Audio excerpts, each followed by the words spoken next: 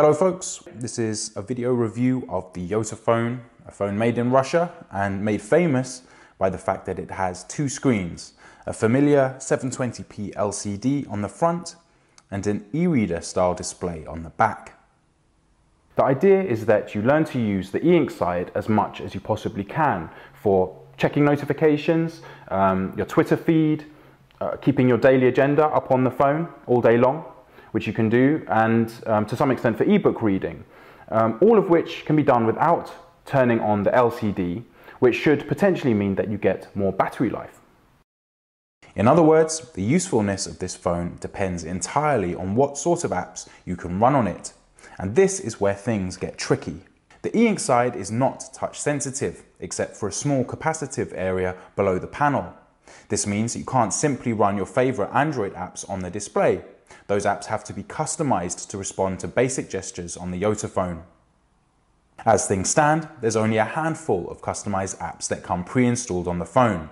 You get an organizer for displaying appointments, a note app for displaying to-do lists and memos, a Maps app which lets you download a map of your country and follow your position on the e-ink display, and also a social hub that sends tweets, RSS feeds and Facebook updates to the rear panel.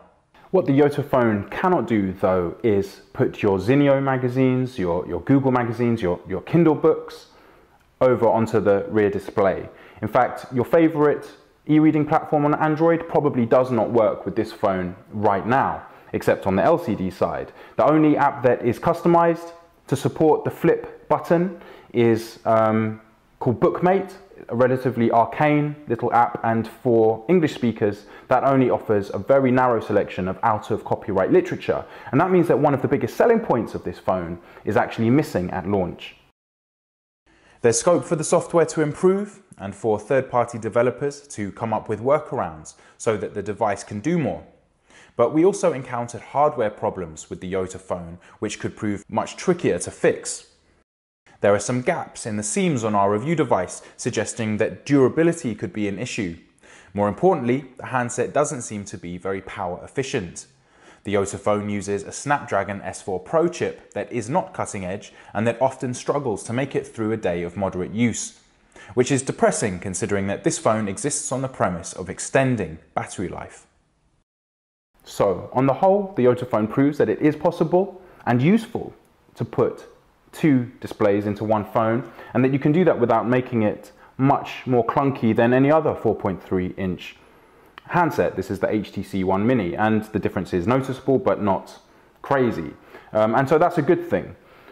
But with the bad battery life, with the slightly iffy build quality around the edges, and most importantly with the lack of software support for mainstream Android apps, it's probably worth holding off to see if Yota devices can win over third-party developers, and if they take too long about it, to see what they come up with in the next generation of their Yota hardware.